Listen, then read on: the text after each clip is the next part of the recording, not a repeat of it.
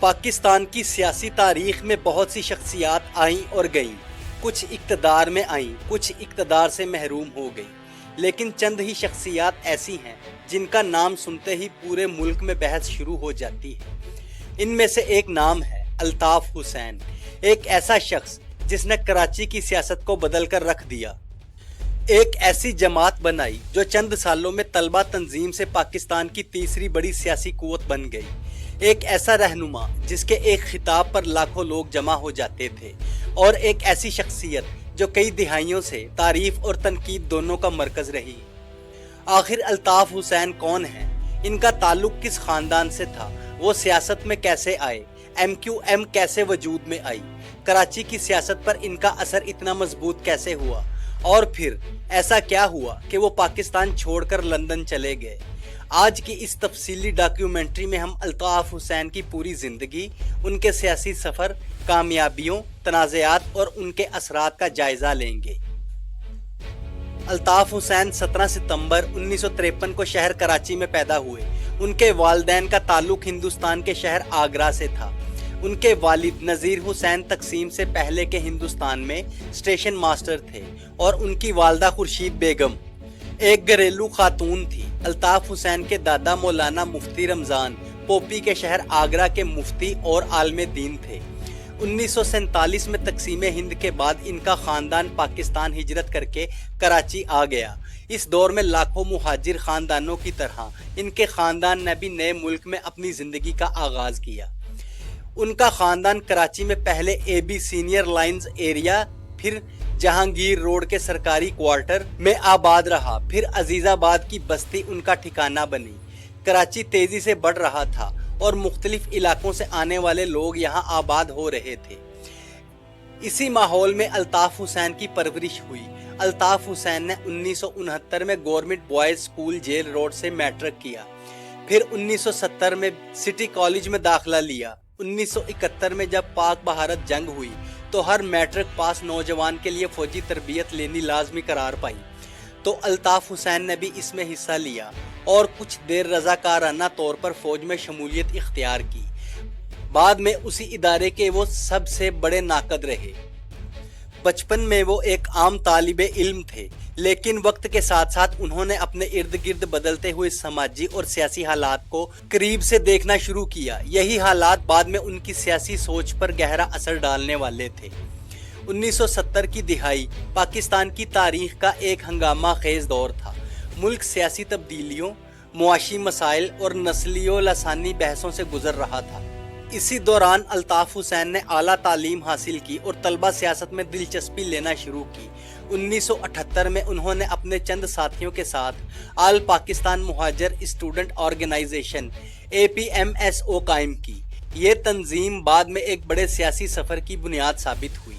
اس وقت شاید کسی نے نہیں سوچا تھا کہ یہ طلبہ تنظیم آنے والے برسوں میں پاکستان کی سیاست کا رخ بدل دے گی۔ 1984 میں الطاف حسین اور ان کے ساتھیوں نے MQM کی بنیاد رکھی، جسے ابتدا میں مہاجر قومی موومنٹ کہا جاتا تھا۔ جماعت کا بنیادی موقف شہری سندھ خصوصاً مہاجر برادری کے سیاسی حقوق اور نمائندگی سے متعلق تھا، جس کی وجہ سے الطاف حسین کو مہاجر اپنے مسیحے کے روپ میں دیکھنے لگے۔ چند ہی برسوں میں MQM کراچی اور حیدرآباد کی ایک بڑی سیاسی قوت بن گئی۔ جلسوں میں ہزاروں نہیں بلکہ لاکھوں افراد شریک ہونے لگے۔ سیاسی تجزیہ کاروں کے مطابق یہ پاکستان کی تاریخ کی تیزی سے ابھرنے والی جماعتوں میں سے ایک تھی۔ 1980 کی دہائی کے وسط تک MQM ایک چھوٹی تنظیم سے ایک بڑی سیاسی قوت میں تبدیل ہو چکی تھی۔ کراچی اور حیدرآباد کے کئی علاقوں میں جماعت کی مقبولیت تیزی سے بڑھ رہی تھی۔ الطاف حسین کے جلسے اور خطابات ہزاروں لوگوں کو اپنی طرف متوجہ کرتے تھے۔ ان کے حامیوں کا کہنا تھا کہ وہ شہری سندھ اور خصوصاً مہاجر برادری کے مسائل کو مؤثر انداز میں اجاگر کر رہے ہیں۔ 1987 کے بلدیاتی انتخابات نے پہلی مرتبہ واضح کیا کہ MQM اب صرف ایک طلبہ تنظیم یا چھوٹی سیاسی جماعت نہیں رہی۔ اس کے بعد 1988 اور 1990 کے انتخابات میں بھی جماعت نے نمایاں کامیابیاں حاصل کی۔ کراچی کی سیاست میں ایک نئی طاقت ابھر چکی تھی۔ اس دور میں الطاف حسین کی مقبولیت اپنے عروج کی طرف بڑھ رہی تھی۔ ان کے حامی انہیں ایک ایسے رہنما کے طور پر دیکھتے تھے جو ان کی آواز بن چکا تھا۔ دوسری طرف ناقدین کا کہنا تھا کہ کراچی کی سیاست میں لسانی تقسیم بڑھ رہی ہے۔ یوں الطاف حسین کی شخصیت ابتدا ہی سے تعریف اور تنقید دونوں کا مرکز بن گئی۔ 1980 اور 1990 کی دہائی میں کراچی تیزی سے بدل رہا تھا۔ پاکستان کا سب سے بڑا شہر ہونے کی وجہ سے یہاں ملک کے مختلف حصوں سے لوگ آ کر آباد ہو رہے تھے۔ آبادی بڑھ رہی تھی، سیاسی مقابلہ سخت ہو رہا تھا اور مختلف گروہوں کے درمیان کشیدگی بھی بڑھنے لگی تھی۔ اسی دوران کراچی میں لسانی اور سیاسی تصادم کے واقعات سامنے آنے لگے۔ مختلف سیاسی جماعتوں اور گروہوں کے درمیان جھڑپوں کی خبریں عام ہونے لگی۔ شہر میں امن و امان کی صورتحال بھی متاثر ہونے لگی۔ ایم کیو ایم کے حامیوں کا موقف تھا کہ ان کے کارکنوں کو نشانہ بنایا جا رہا ہے، جبکہ مخالفین جماعت پر مختلف الزامات عائد کرتے تھے۔ حقیقت یہ ہے کہ اس دور کا کراچی پاکستان کی تاریخ کے سب سے پیچیدہ سیاسی ادوار میں شمار ہوتا تھا، اور آج بھی مورخین اور تجزیہ کار اس دور کے مختلف پہلوؤں پر بحث کرتے ہیں۔ 1992 میں پاکستان کی وفاقی حکومت نے کراچی میں ایک بڑا آپریشن شروع کیا، جسے عام طور پر آپریشن کلین اپ کہا جاتا ہے۔ حکومت کا موقف تھا کہ شہر میں امن و امان بحال کرنا ضروری ہے۔ اس آپریشن کے دوران مختلف سیاسی اور مسلح گروہوں کے خلاف کارروائیاں کی گئیں۔ یہی وہ دور تھا جب الطاف حسین پاکستان سے برطانیہ چلے گئے۔ بعد میں انہوں نے لندن میں رہائش اختیار کر لی۔ ان کے حامیوں کا کہنا تھا کہ انہیں اپنی جان کو خطرہ تھا، جبکہ حکومتی موقف مختلف تھا۔ اس معاملے پر آج بھی مختلف آراء موجود ہیں۔ لندن منتقل ہونے کے باوجود الطاف حسین کا سیاسی اثر ختم نہیں ہوا۔ جدید مواصلاتی ذرائع کی مدد سے وہ مسلسل اپنی جماعت اور کارکنوں سے رابطے میں رہے۔ یہ پاکستان کی سیاسی تاریخ کا ایک منفرد باب تھا۔ ایک سیاسی جماعت کا سربراہ ہزاروں کلومیٹر دور لندن میں موجود تھا، لیکن اس کے خطابات کراچی میں براہ راست سنے جاتے تھے۔ ہزاروں کارکن مختلف مقامات پر جمع ہوتے اور بڑی اسکرینوں پر ان کی تقریریں سنتے۔ اس دور میں ایم کیو ایم نے قومی اسمبلی، صوبائی اسمبلی اور بلدیاتی اداروں میں اہم نمائندگی حاصل کی۔ کئی مرتبہ جماعت وفاقی حکومتوں کا حصہ بھی بنی اور مختلف سیاسی اتحادوں میں شامل رہی۔ یہی وجہ تھی کہ بعض تجزیہ کار الطاف حسین کو پاکستان کی شہری سیاست کی سب سے با اثر شخصیات میں شمار کرتے ہیں۔ جیسے جیسے الطاف حسین کی سیاسی اہمیت بڑھتی گئی، ویسے ویسے تنازعات بھی بڑھتے گئے۔ ان کے سیاسی زندگی کے ساتھ مختلف الزامات اور مقدمات جڑے رہے۔ ان کے مخالفین مختلف نوعیت کے اعتراضات کرتے رہے۔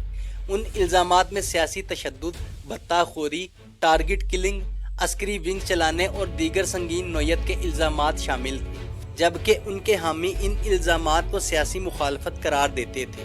کئی معاملات عدالتوں اور تحقیقاتی اداروں تک بھی پہنچے۔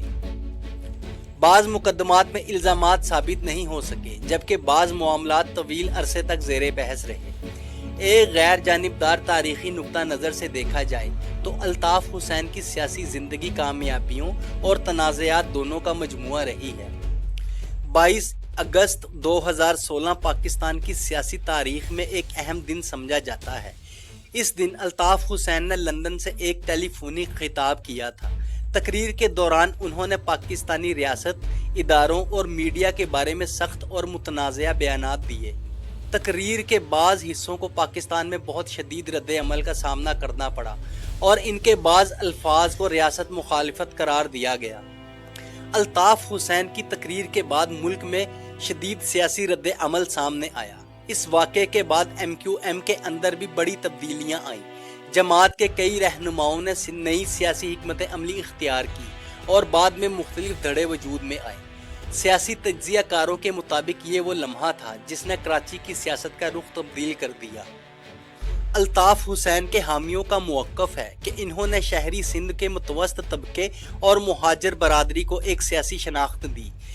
ان کے مطابق الطاف حسین نے ان طبقات کو سیاسی طور پر منظم کیا جو خود کو نظر انداز محسوس کرتے تھے۔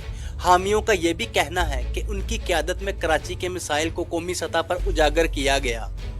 دوسری طرف ناقدین کا کہنا ہے کہ ان کی سیاست نے لسانی تقسیم کو بڑھایا اور کراچی کی سیاسی کشیدگی میں کردار ادا کیا۔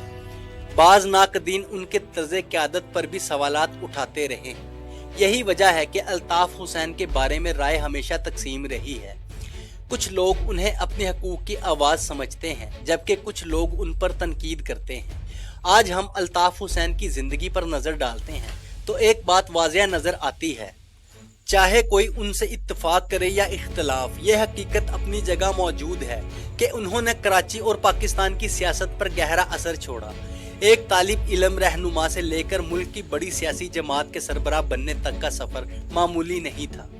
उनकी शख्सियत, उनकी सियासत और उनके असरात पे बहस आज भी जारी है। शायद इसीलिए अल्ताफ़ हुसैन पाकिस्तान की सियासी तारीख की उन शख्सियात में शुमार होते हैं जिन्हें नज़रअंदाज करना मुमकिन नहीं। कराची की गलियों से शुरू होने वाला ये सफ़र लंदन तक पहुंचा। एक तालिबे इल्म रहनुमा से कौमी सियासत के मरकजी किरदार तक का सफ़र, कामयाबियाँ, तनाज़ात, हिमायत और मुखालिफत, ये सब अल्ताफ़ हुसैन की दास्तान का हिस्सा हैं। तारीख का फैसला वक्त करता है, लेकिन यह हकीकत है कि अल्ताफ़ हुसैन ने पाकिस्तान की सियासी तारीख में अपना एक मुनफरिद मकाम ज़रूर बनाया। अगर आपको ऐसी तफसीली तारीख़ी और सियासी डॉक्यूमेंट्रीज पसंद हैं तो चैनल को सब्सक्राइब करें, वीडियो को लाइक करें और कमेंट्स में बताएं कि अगली मुकम्मल बायोग्राफी आप किस शख्सियत पर देखना चाहते हैं, क्योंकि इसरार माजी में हम तारीख के उन किरदारों की कहानियाँ बयान करते हैं जिन्होंने अपने दौर पर गहरा असर छोड़ा। मिलते हैं अगली वीडियो में, तब तक के लिए अल्लाह हाफिज़।